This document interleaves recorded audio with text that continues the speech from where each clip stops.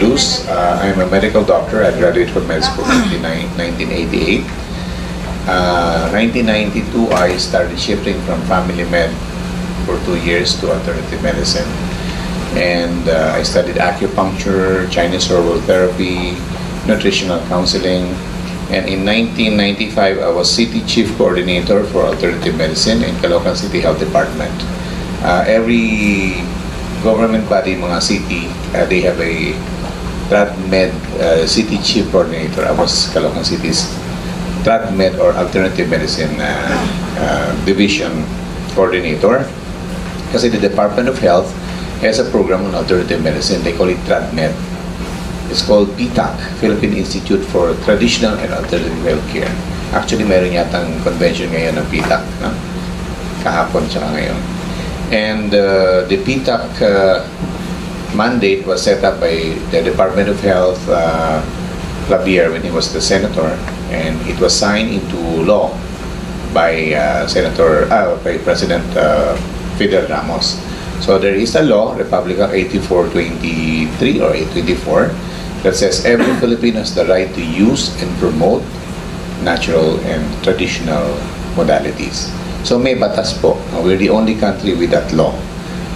And unfortunately, it's not being used. It's not being utilized. But the Department of Health has that department or a branch, and the DOH, different cities should have such. Kaya may 10 halamang gamot, no? And other things. They used to teach midwives acupressure. It was a mandate that was shared.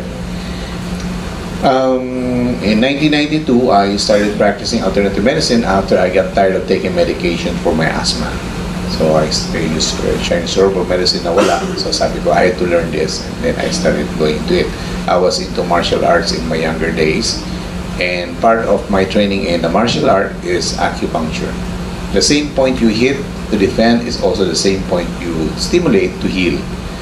And also herbal medicine. And then in 1996, I was blessed to have a 1-year training in Colorado, USA on alternative treatments for lifestyle disease. Yung cancer, heart disease, diabetes, arthritis.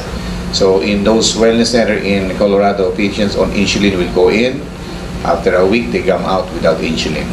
The process is you stimulate the pancreas to produce its own insulin. So they come in on insulin, they go out without insulin. Or patients have to undergo chemotherapy, they come, they do cleansing, they go home, and there's improvement in their cancer markers.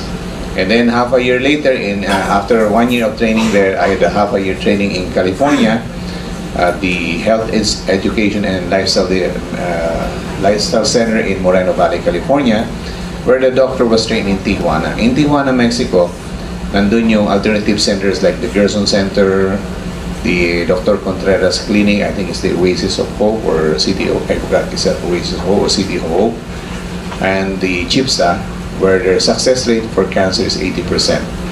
Yung melanoma, tinatawag. Now that is striking because if you go to the United States, the success rate for cancer is only 15%. And that's not a success rate, that's a failure rate of 80+%.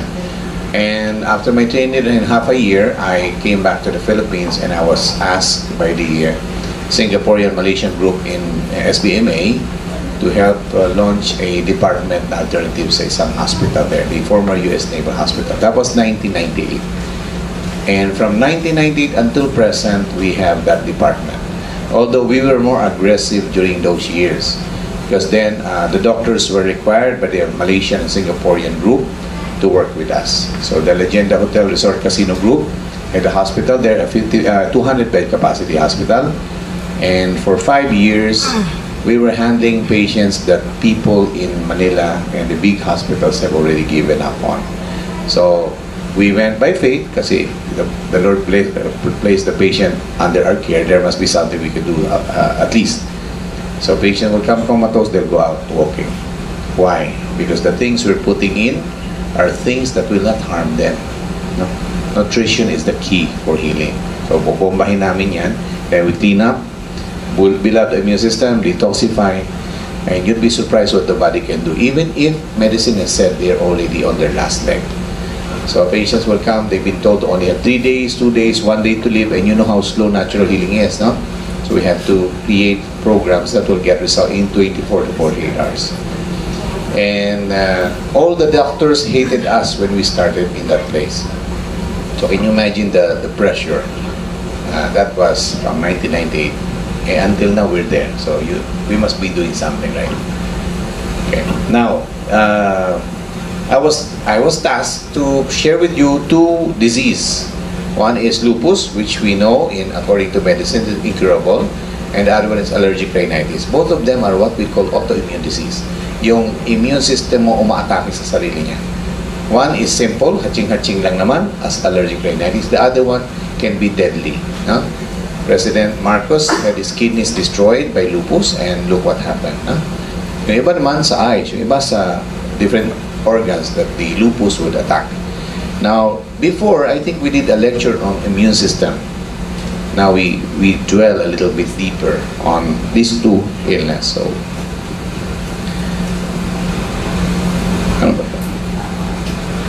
okay, I will share with you one patient that we have from Olongapo. Her name is TB. Tess, her name is Teresita, but I forgot the last name. And she was examined for the first time June 2003 at the Subic Bay Medical Center Institute of Natural Healing. She had a butterfly-like rash on her face, and her blood tests and all the tests had shown that she had lupus, but it's only on the skin. But she's been taking steroids, and she's applying all sorts of things on her face, and it wasn't working. Or it will subside a little bit, and then it will flare up. So they actually plan from the steroids, they will go to chemotherapy. Can you imagine that? No? Lupus attacks different organs of the body. It so happened it was just her face. So they give steroids. If the steroids doesn't work, then they graduate to chemotherapy. And you know the side effects of chemotherapy. So she began experiencing bone pain. She was taking prednisone, pero ang prednisone po, which is a steroid, ang side effect po niyan is osteoporosis. So her bones started hurting, her face started getting swollen, no? She started getting heavier, and she noted that if she stops it, nawawala din yung pain, no? So, and her sugar also goes up. So she decided to do alternative medicine when she was told that she's gonna be given chemotherapy.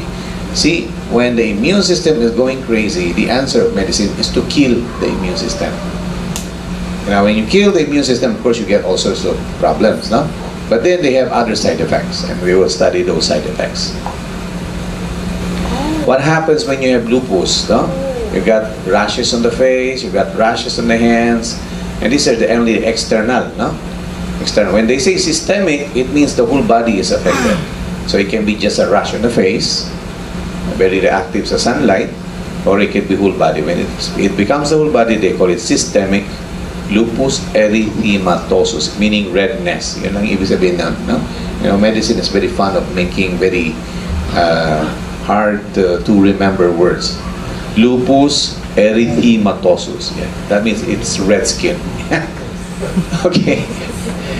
Okay. The patient was not confined kasi, you know, sometimes we teach you, you do this program, you do it at home, you come here from time to time, and she was given an alternative anti-inflammatory. The reason they give the steroids is it has an anti-inflammatory and immune suppressant effect. It's like, let's say the immune system is like your police, no? The police are supposed to be good people. And they're supposed to take care of safety. But what if the police started doing huli dabs, you know? Hold dabs or huli dabs or kotong, no? Ngotong sila, no? So the answer would be kill the police. That's what steroids does. Now, if you kill the police, wala nang anyone to deter the criminal elements. And what if hindi mo lang you did just kill the police, you also kill the people around, no? That's what steroid does. Destroys good cells, destroys other things. So hindi maganda, no? So what we did is we started giving her detox technique. We did something called hyperthermia. Hyperthermia is increasing the body's temperature to about 39 to 40 degrees. What happens when you increase the body to that level? You get fever. Huh? So hyperthermia is also called fever therapy. And fever therapy is used in alternative medicine to shock the immune system back to normal. Para bang you're shooting everybody and then wake up. Wake up. So that's how you do it. When your immune system, when your body is in a febrile state or may lagnat, no? Your immune system becomes more active.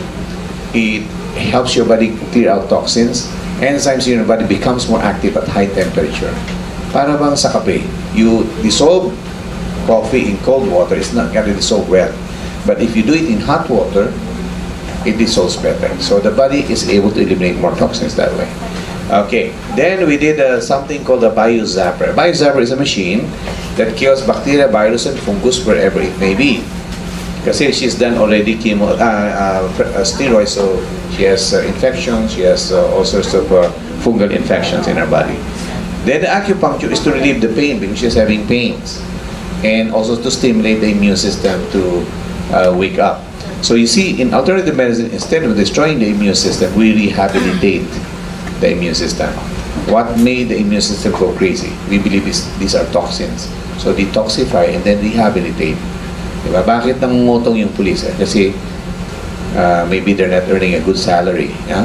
Maybe they're drug addicts. Maybe they're has so many wives. You know? So you do something about that.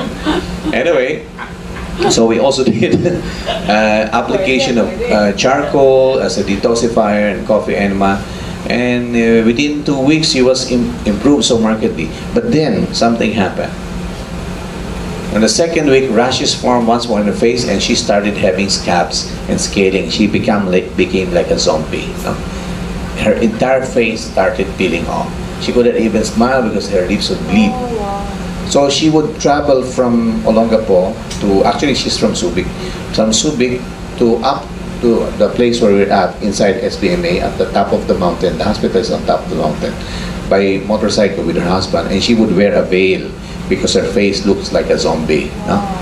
So dry, cracked, bleeding, the scalp flakes falling off, and we were kind of discouraged. We said, oh, what's happening? Why is this slow? But after a week, all the flakes fell off and her skin was so beautiful. Wow. Her husband said, you look 10 years younger. Wow. Okay. It's a picture. So you know, we really did not document. We had to document it in paperwork, but we were not taking pictures then. Okay, anyway, she continued the titer program at home, and then we tested her ANA, which is the blood test we use for that, and it was gone. Everything was normal. So she was working with FedEx, and so she moved to New York, and she lost a job there later, and it cleared up. She told me, Doc, what do I do? I said, you know what to do. She does. She knows the cleansing diet, she knows the herb to take, and she was able to clear it up again. See, the thing is, we don't just treat you, we teach you how to treat yourself. Big difference. That means that woman can now treat another person with lupus. I did not prescribe anything that you cannot get from an herbal store or you need a prescription for it. Okay, so what were the treatments used? We used a ginseng ginkgo extract. This is actually a 44 herbal combination, but ginkgo biloba, not only boosts the immune system, but suppresses the histaminic or the allergenic or the inflammatory response. It's very good for any type of allergy. In fact, that's why they use it for asthma. So ginkgo is available at Mercury Drug and other places. Now ginseng is a hormonal balancer, so pinagsama namin yan. It also thins out the blood and fights the way the blood becomes thicker. Vitamin C, we did megadose, and vitamin E. Notice, for the concept of the conventional medicine, they destroy the immune system. Kami pinalalakas pa namin. We make them stronger. A strong and healthy immune system is not going to attack its own, the own body, its own body. Okay, vitamin E, blood purifier, so we give some herbs that are cleansers, blood cleansers, because if your blood is clean, then there's no reason why your system is going to attack different organs. Now there's an herb, there's an enzyme that we use. We didn't have plant enzyme then, except we used papaya and pineapple. But what we had then were animal enzyme. It has bromelain, it has papain, which we do have in live enzyme. It has pancreatic enzymes and other things. I don't know if it's still available in the market. Then we did colloidal silver that has both antibiotic and immune boosting property. When applied on the skin, it stimulates skin regeneration. And liquid chlorophyll, which is a blood builder purifier, and then charcoal to detoxify. See, very simple program. No? Instead of destroying the immune system, we bring it back online, like a computer that got offline. Then the fever therapy, we did acupuncture just to balance, and then the coffee. Very simple. You know, when patients undergo this procedure, you'll find they look younger and healthier. So some people would come to us because they want to get married. They would do the cleansing, so that when they come out of their wedding gown, they look lovely and beautiful. The skin so clear, Vibrant. vibrant. Okay. You have to have beauty inside out, not just external. So then liver detox. If the liver is doing their job, then the immune system would not have gone crazy. So we had all these treatments. There's charcoal powder, you know, simple things. And she is symptom-free up to present. That's been what? That was 2003, so it's up to now. Yeah. The next one is a more recent case. He's a man, a 21-year-old male student, and his one eye is already blinded from lupus, and the other one is starting to go. So he had to stop practicing as a nurse.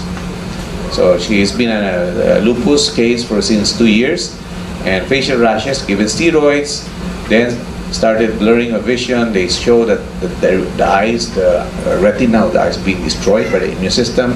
They gave steroid, didn't work. And within a year, right eye lost vision completely. 6 months prior to coming to us, the other eye started getting the same symptoms.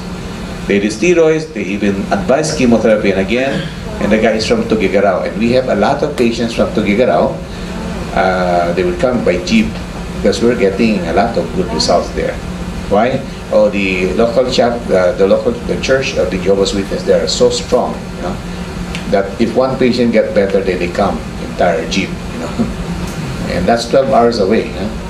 So he comes, and we started our program with him. Oh wow. Okay, he rashes on arms and legs. He was already very fat from the steroids, and he's got all these pimples on his face also, and he's got this hump on the back. Okay, so. And blood pressure is also high. So we gave him the same treatments we're doing, but we gave Tawas Calamansi for the pimples. You know, Tawas is good, but you know, you can use live enzyme for the face. Yeah. Yes, very nice. One of my nurses is doing that. She's applying live enzyme on her face. It's working. Wow. And she's got pimples all over. I mean, she's done everything. Yes.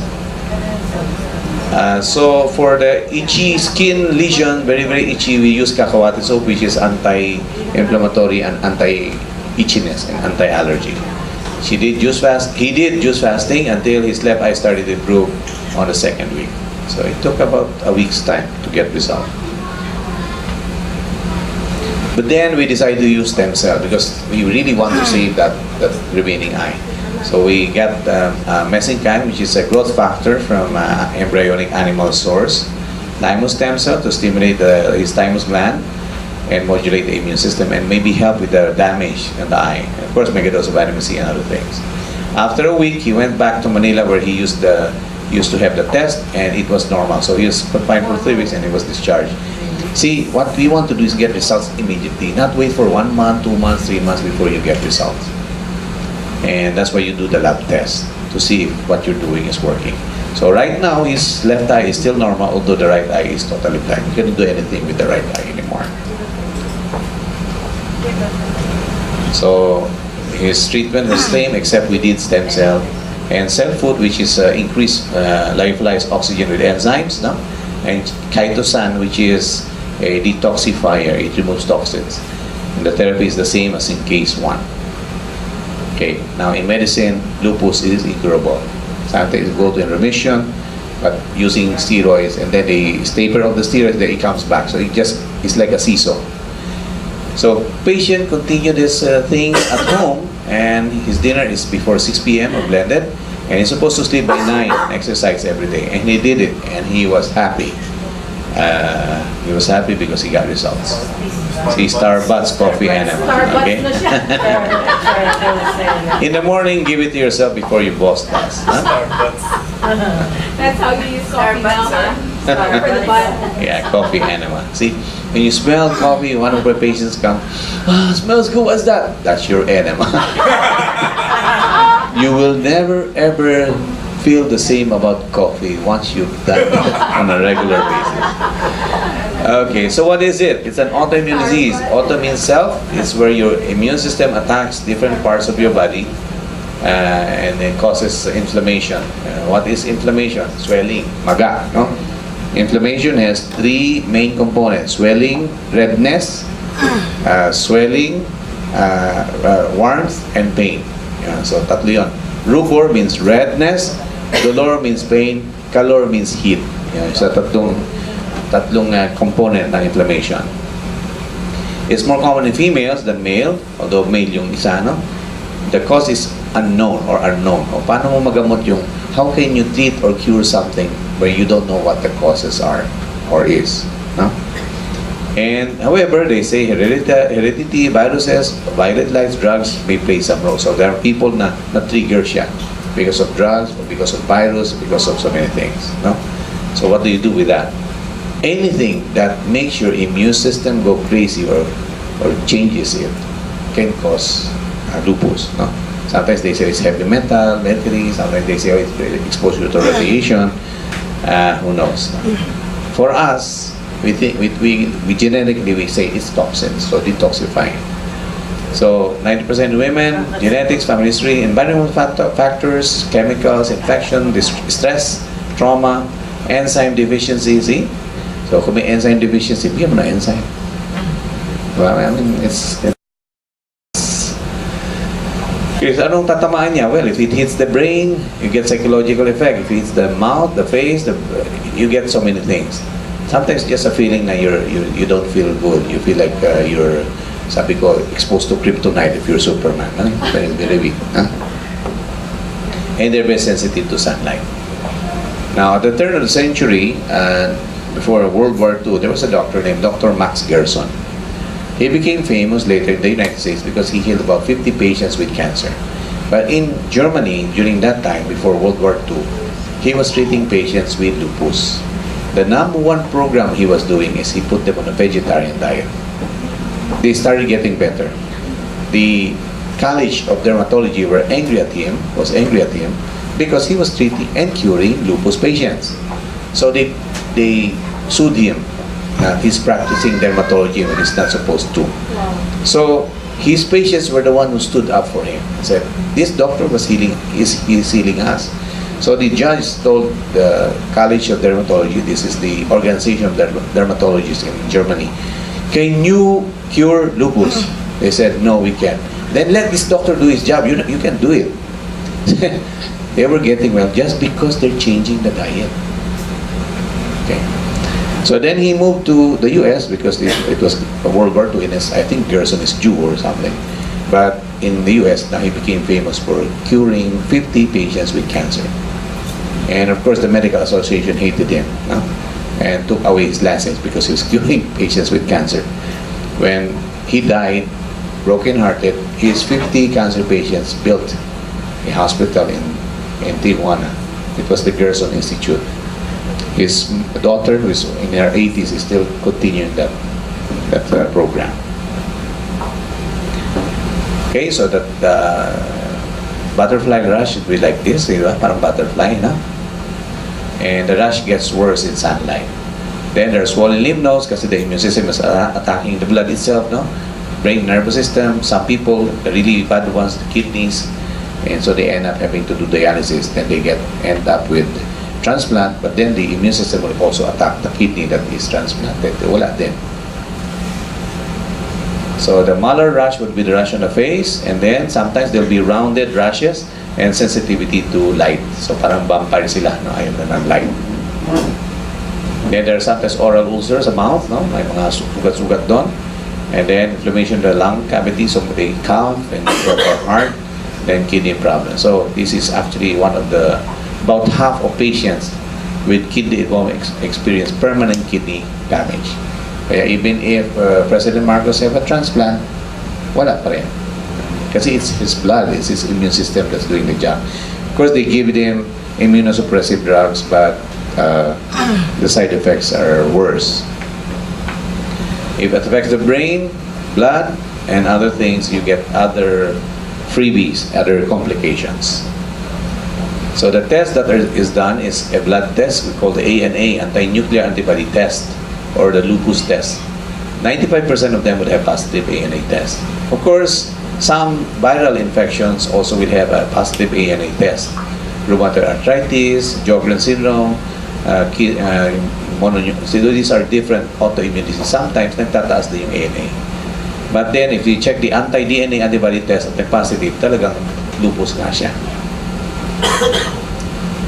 And then they test the cells and they see what they call LE cell test. And these are also unfortunately positive in some other patients like rheumatoid arthritis. So the purpose of medical treatment is to minimize symptoms, pain reliever, and reduce inflammation, so they give steroids, and help maintain normal body function and prevent flare-ups. So the drugs that are given are drugs depending on the organ system. Pag sa kidney, something to help the kidney, or suppress the severity of the function. So steroids is the backbone. They reduce inflammation, suppress immune system like prednisone, prednisolone, and triamcinolone. Adverse reaction, increase appetite and weight gain. So nagdagdag ka ng weight and yet you weaken the bones. Anong mangyari nun? You sneeze and you break something. Okay. Fractures. Okay. Cataract, so nabulag ka pa, no? Acne, well, people, no big deal. High blood pressure. Blood sugar level, so you get a tendency for diabetes and for strokes. Moon face, so your face becomes rounded, and then there's that hump on your back. So it seems that the disease, that the medicine is worse than the disease, no? And then they give anti-malaria drugs kasi it also helps with the pains in the skin. But anti-malaria drug, your face will become dark and dark. Adverse reaction. Okay, wait. You can have LBM, you can have acidity, you can have muscle weakness, decreased hearing, and drugs may accumulate in the retina leading to blindness. This is yung anti-malaria drugs. Na? So, the lupus may be destroying your eyes, and then you take the medicine and it destroys your eyes more. Then, immunomodulating drugs. These are to suppress the immune system, relieve inflammation. This is only for those who have brain and kidney damage. The side effects are anemia, you lower your white blood cell, you lose your hair, you increase risk of infection, increase risk of fertility and damage to the DNA, which can develop cancer later in life. Diba? Cute? So, like cytoxan and immunans. Incidentally, cytoxan is also a chemotherapy drug. So, the side effect is cancer later in life. Diba? Cute? Okay. And then something to make the blood not clot. So you give this heparin, coumadin, and aspirin. Coumadin or warfarin is rat poison, by the way. Endora rat killer. Yeah. Di ba ang galing, no? Okay. However, in alternative medicine, the focus is to bring back the immune system to full capacity instead of destroying it. Toxins are considered the reason why the immune system malfunctions, so what you do is detoxify and rehabilitate. Simpler. Okay. Medyo exotic na po yun. The things that they were doing are more exotic. So doctors will prescribe it, and then you have to have frequent lab tests to see if you're dying or your blood tests are getting worse and so on. Whereas dito, nutrition and a little bit of detoxification. So sometimes we put the patient on liquid diet for a week or so, just for better energy, for better absorption of nutrients. And then the dinner is light or liquid meal. So when they go home, we tell them, oh, give them more before 6 or make it liquids. And that's their maintenance. Okay. Then they detox the blood, and then herbs, vitamin C, some oxygen building things, some detox before and after. You see some changes. Huh? Then the liquid chlorophyll is actually the green extract of plants. Chlorophyll is a blood builder and also a blood purifier.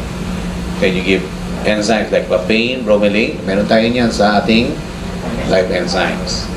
If you don't have that, mag-juice ka lang ng pineapple, and ng green papaya. Diba? Then immune rehab, vitamin C, and so on. So sometimes massage is done for stress. Minsan, stress pala yung nag-clear up ng lupus ng patient. Before we had hyperbaric oxygen therapy, but now we don't have it. And this is a biozapper, by the way. And then hydrotherapy, steam bath, sauna, or if kaya yung patient, fever therapy. The rest are extra na. Pero ito, this can be done at home, and exercise can be done at home, di ba? And the lifestyle change, low fat, low protein, high complex carbohydrates, stress control, regular exercise, spiritual enhancement sa stress, no? Rest, stay away from stimulants. You may retain some of the basic herbs like ginger, turmeric, things like that. Nakakatulong po yun sa inflammatory response. And acupuncture, kung malayo sila, like they're in Tugigaraw, of course we don't need to do that. But we teach them acupressure and prayer and counseling. Kasi your attitude can make you well. The Bible says your faith shall make you whole. No? Yeah. When you're looking for answer, ask God and then do something about it. No? Okay. People with faith are always best fighters of disease. Patients with a fighting spirit have a better chance of recovery than those who surrender to their illness. Kasi we are what we think. Eh. Sabi ng Bible, as a man thinketh in his heart, so is he. Kung umpisa pa lang, sabi ng doctor, wala nang cure. Eh, wala ka nang cure. But if you believe that somebody up there cares and you do your part, he will do his part. At least, yeah. Now, we go to allergic rhinitis. It's the same thing, but this time we have something called an allergen. It's a chemical, it's something that will cause the person to overreact. Yeah. Allergic rhinitis is known as hay fever. No? It's a response or reaction or overreaction to something. Typical allergens are grass, dust, mold, pollen. Pag spring or pag babago ng sibol, there's pollen in the air. Hatching na sila ng hatching. Usually in the morning. Okay. Your body releases something called histamine when your system encounters something that it doesn't like. No? This is a natural defense. So it's supposed to be a good thing. Pero unfortunately, it makes you overreact. Let's say a normal person inhales some powder, he is this, hatching, tapos na. No? But the allergic rhinitis patient inhale and sneeze and have runny nose and swollen eyes and itchy and so on. The whole, well, maybe in the morning at least. So later in the afternoon, it disappears. But a normal person would just sneeze once or twice. An allergic rhinitis person is going to be sneezing almost half a day. So this is the normal nostril. Pag nag-react na magaan na yung mga sinus niya, then may lumalabas na sipon. But it's clear naman. It's just clear discharge. So it's not infected. If it's yellow or green, it's infected. No? So it's just clear. And the eyes are very itchy. So, allergies are considered a disorder in the immune system. The causes are yung internal balance niya and a weakened immune system. So, an imbalance are created by the food we eat, air we breathe, or the chemicals we come in contact with. Nawala sa balance, na offline. No? So what do? You bring it back online. What caused the imbalance? Baka napasobra ang kain ng certain things. No? Kaya meron tayong tinatawag na hypoallergenic diet. See, Makati, ang kati-kati siya. And some people couldn't even work anymore because of that. They'd rather just sleep. Pollen, dust, animal dander, old skin, cat, saliva, mold. So pollen is the biggest culprit. So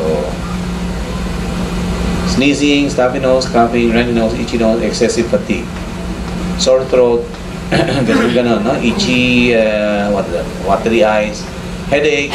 Kasi it affects us. On our face, there are what we call spaces here called sinuses. This is to make your head lighter, no? Kasi kung solid bone yan, it's gonna be a little bit heavy like this. So this one also has a lining of tissue that is moist. So when you inhale air, it ends up there and gets moistened before it goes to the lungs. Kasi if it doesn't go through that, you inhale through the mouth, If it's too dry, it causes coughing. So it has to be moist muna. Then it gets filtered by the nostril first and then goes there. So that by the time you inhale the air, it's already warm and moist. So it becomes too moist. It produces too much mucus. Kaya nagkakaroon ng black nostrils. So if there are particles in the air, okay, malangha po siya, mamamaga siya because it doesn't want to inhale it anymore. Sabi ng ilong mo, your nose will say, no, stop. So you produce more mucus so that the thing will stick there, and you sneeze so that you can expel it out. So it's a protective mechanism. When you have allergic rhinitis, your nostril is saying, stop, I don't want these things anymore. I'm going to try to get rid of it. But of course, if you got clogged nostril, you cannot breathe. Huh? And very uncomfortable. And it's usually family inherited. So in a family, they may have allergic rhinitis. Usually they have asthma or some type of allergy. Namamana, no? Can be inherited. Now there are things that can trigger it. Cigarette smoke, change in weather, wind, certain perfume, cologne. So people with allergic rhinitis or asthma, they don't like perfumes. Ayaw nilang may mga amoy silang they don't like. Okay, kung minor lang siya, you just need a physical exam, then the doctor asks you questions and then you tell, oh yeah, I'm reactive to this. There's a skin prick test that's done, pero you can apply on your skin various substance, but it takes about a year. And they claim that you'll become desensitized or immune to those things. So pollen, dust, inject it in your skin. Problem is, the dust here may be different from the dust is injecting and the dust in different places. So it doesn't work. It's very expensive. It takes about a year or so. It does not work. So yung ginagawa nila.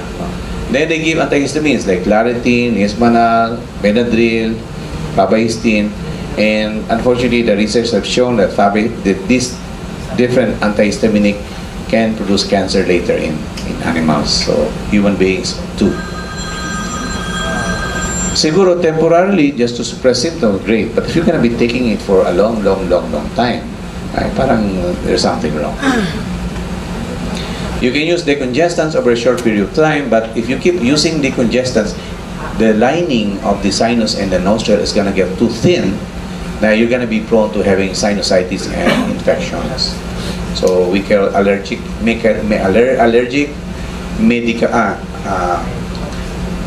acute chronic rhinitis medicamentosa, meaning it's a type of illness caused by medicine. Kasi mahilig kang mag-inhale ng ano ba yung parang bullet shape thing. Okay, no? Yeah. So it thins out too much the linings, and it becomes so thin you cannot protect anymore from yes.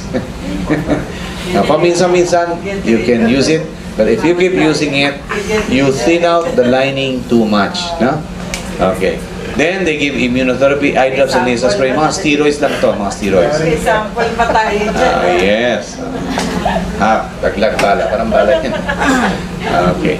So, how do you prevent? Sabi ng American Academy of Allergy, Asthma, and Immunology, the best way is to manage your allergy before your body has a chance to respond.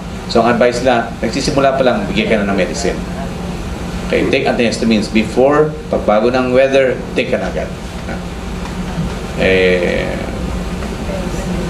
Why not balance your system to what it should be? Kaya meron tinatawag na hypoallergenic diet. Okay.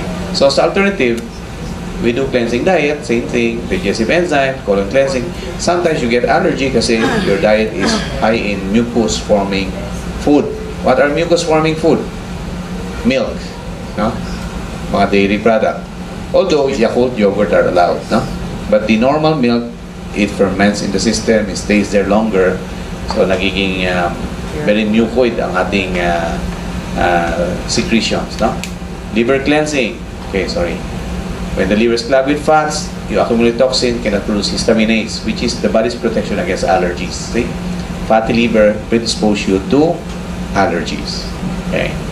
Now, what else? If you are staying late at night, it predisposes you to allergies kasi the liver is compromised. Ang trabaho ng liver at night is to clean the blood. You're awake watching your telenovela, no? Or computer, Facebook. Pati yun ah. Okay, change of diet. A vegetarian diet will have balanced body. You are allowed fish, you're allowed chicken, pero wag palagi.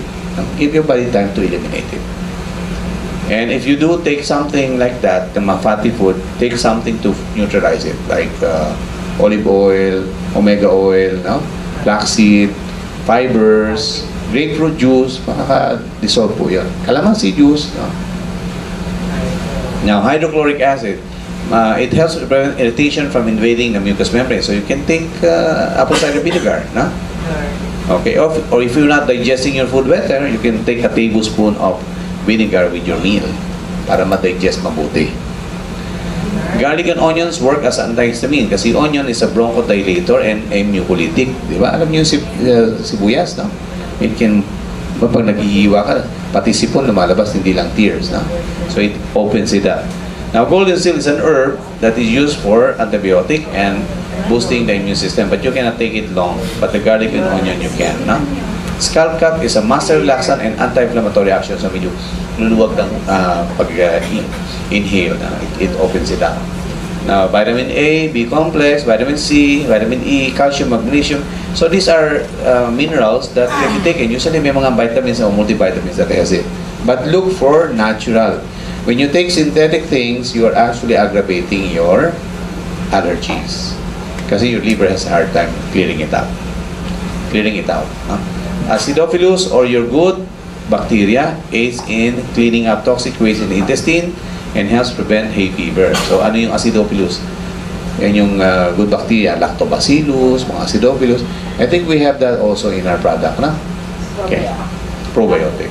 Yeah. Maybe somebody can just get a copy para hindi na sila magsulat-sulat. Na? Okay, so additional therapy, early dinner, early bedtime. Enzymes, curcumin, which is from your ginger, yellow ginger. No? Now, what about peppermint or eucalyptus oil? Get the pure one. Kasi what happens is may peppermint yan or eucalyptus. Pero there are chemicals na kasama niya. So just go into an aromatherapy store and get pure aromatherapy or peppermint. Pag may kumukulong tubig, put a drop or so, inhale it. No? What I do, I get it from a company called Bath Origin. No? And it's a small bottle. What I do is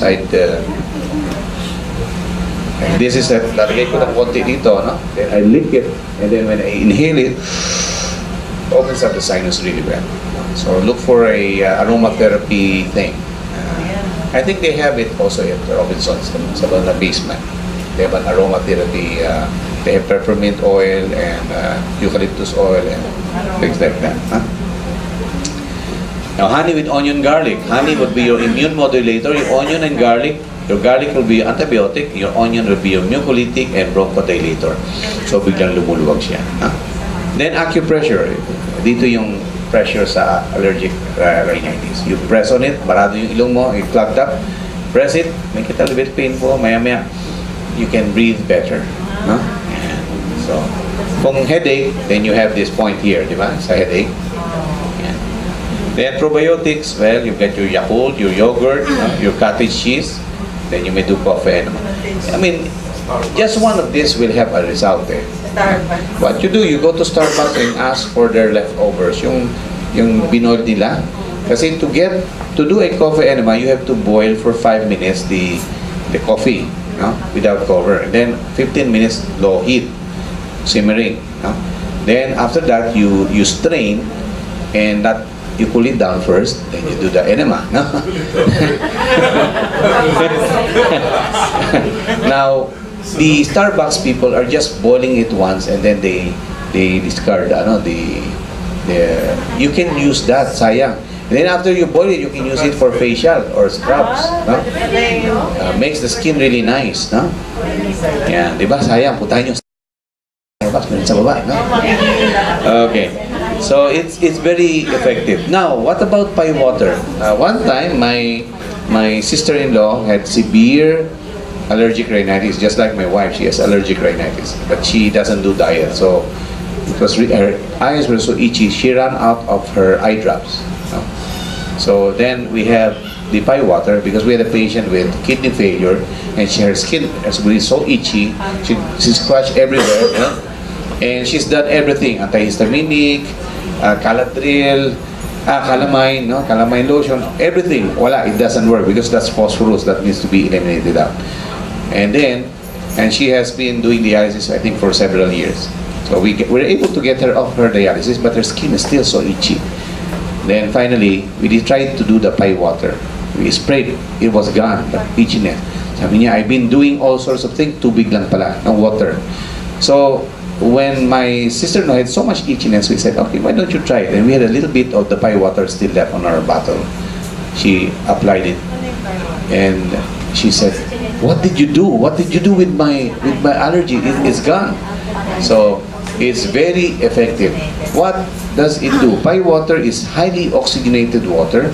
We also call it clustered water. And if this is the normal molecule of water, it is smaller. Microclusters. Smaller water or wetter water. So it penetrates better into the cell. If you have some herbs or anything you take, it will penetrate, it will bring that better into the cell and eliminate toxins better. So for the itchiness, somehow it probably did something with the histamine or chemical reaction. Neutralize niya. Nawala yung itchiness. It's very marked. You apply it immediately, it worked.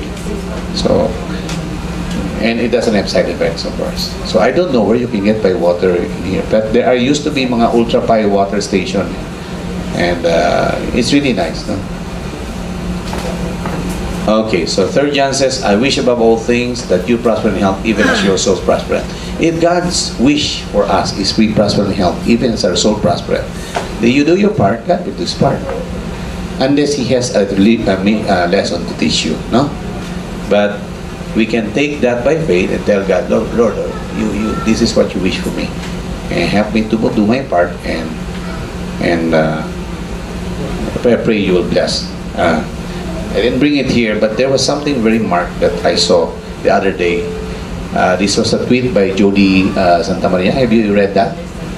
I'd just like to share it with you. It is something that blessed me. Excuse me.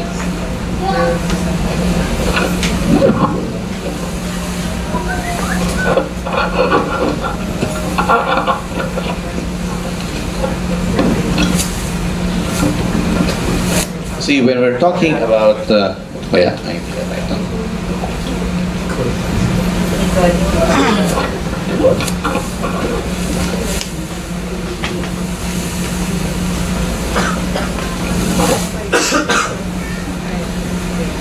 I have patients na, never mind, I'll just take the medicine because I don't want to do diet, I don't want to do this, I don't want to stop my smoking. So it really is hard for us to treat someone who doesn't really want to change their lifestyle. But when you got so tired of taking medication, and if the doctors are so aggressive to treat you, whether lupus or allergic rhinitis, and they want to do chemotherapy on you, diba, I think you as the patient should be just as aggressive. Now, I'd like to share with you, someone has to translate for Andrew. It's in English pala. Sige. Okay, this is from Bulgar. Yeah. And this is a tweet from, I think I need my, anyway, I need my glasses, no?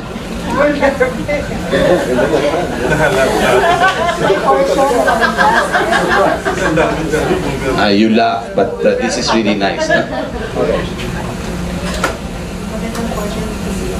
Naduduling ako pag yung doble vista eh. It's hard for me. Okay. So sabi niya dito, Jory Santa Maria, I used to live an unhealthy lifestyle. I used to smoke, I drank alcohol, I ate foods high in cholesterol. In November 2014, when I finally decided I'm going to go for a healthy lifestyle, I prayed to the Lord to help me get rid of cravings that are not good for me. I knew on my own it's not going to be possible, but by the grace of God, I was given a different perspective of my body. My eyes were opened to the truth that my body has already been bought at a price. It is no longer my own, and that the Spirit of God now dwells in it. What do we do when someone lends us something? We take good care of it, right? We do not return the borrowed item dilapidated or in its worst condition. The same is true with our bodies. I am convinced that one way to honor God is by being good stewards of the things that belong to Him. I want to be healthy so that I will be available when God calls me to do a task for Him. I also want to be able to keep up with the demands of my growing boy. Di ba, may anak siya, no? I want to be strong for work. I thank God for this perspective that He has given me. Gone are the days when I used to say, okay lang, may gamot naman. Nobody wants to get sick even with the best available cure out there. What we put in our mouths will take a toll on our health. Not now, but later. Health is wealth. Blessed day, everyone. Diba? That is wonderful. No? I believe that we have a responsibility to someone up there and to our fellow men and our family to take good care of our body kasi it affects everybody, not just our own. And as what? Pillars or as people in the health, what do we call this? Health education business. We not only owe to them to share with them the products that we have, but to share with them that they are responsible. So even if they don't buy the products we have, at least we share with them something. Right. Kaya we are doing this lecture. The purpose is to make a difference in people's lives. She doesn't know it, but I'm blessed from what I've read here. No? And I hope you were blessed too. No? Any questions? Any question? Dok, okay lang po yung soya milk? Well, hopefully you get it na organic. But if wala naman, it's still better than taking the normal milk. Unless it's in the yogurt form or the... kasi at least the good bacteria has already processed it. Kasi Asians are... 70-80% ng Asians are really lactose intolerant. Merong enzyme na kulang sa atin that cannot process milk. And if you have allergies, yung mga bata na laging may infection, may ubo, may sipon, may tonsillitis, we tell them stay away from milk. They are allowed Yakult and yogurt, but the yogurt should be the live culture thing. Pag nakalagay doon pasteurized, it's dead. It's dead, dead probiotic. Stay away from it. No? So okay lang po, but if you are a purist, then they say look for the organic na nakalagay. Kasi di natin alam kung anong pinagagawa nila ngayon sa production ng soy. No? Doc, yung most common questions asked ng mga people we try to invite to Life Enzyme, no? Yes. Yung if they're undergoing dialysis or undergoing chemo. Yeah, I am giving it for patients with doing dialysis. Ano yung sasagot namin, Doc? Allowed. It's enzymes. Yeah. You need definitely enzymes. Kasi they are dehydrated. So the blood is a tendency to clog up. They need enzymes to unclog rather than give them Dora Rat Killer, di ba? And they cannot drink too much water. So definitely the enzymes can help make the water flow better. Kasi the tendency is for the machine to get clogged up when they're doing dialysis. So it can help. Wala namang masama. It's just food. So we have this downline who's undergoing dialysis. Tapos in fact he has undergone 2 stem cell procedures na. Stem cell. Yeah. So bumuti siya sa stem cell. Mm-hmm. Then 3 times a week yung dialysis niya. Mm-hmm. So nag-join siya sa atin. Now I don't know kasi yung isang downline kong nag-invite sa Kwento, kanya. yes. So ang sabi nung pasyente, tatanong niya muna sa doktor niya. Okay. It's like this. Ano ba sabi? Tatanong sa doktor. Okay. Let's say my car has a problem. Then I go to the carpenter. Sir, paano ba i-repair yung aking car? No? When you go to a medical doctor and he doesn't have an inkling, he doesn't have any training, alternative medicine, he's just gonna shoot it down. Kasi, look, if I'm a medical doctor, I'm handling his case, and you come to me asking me about herbal therapy, una, that will tell me you're not contented with what I'm doing to you. Huh? You're not contented with what I'm with the way I'm treating you. That's why you're contemplating another mode of treatment. So that's an insult to my professionalism, di ba? So merong yung pride niya you'll hit. And then number 2, he doesn't know anything about it. So for you to ask someone doesn't know anything about it, that's gonna really make him react more, no? So why are you asking it? If it was good in the first place, he would have told you to do it. So you're just asking for heartache. unless the doctor is open-minded and is studying other things. Ang tawag namin yung integrative medicine. Integrative medicine would be a medical doctor who has training both in medical and natural things. Yung lahi namin konti lang eh. No? We're not that many, no? And we are not in the hospital. Actually, I think I'm the only one in the hospital, no? Oh, there are other doctors, but they dare not do what we're doing. So and when you have kidney failure, una-una, you're not supposed to drink a lot of water. So dehydrated ka. You're not supposed to take fruits because fruits will make your potassium go up. No? The danger with that is we need water at least for our supplements. No?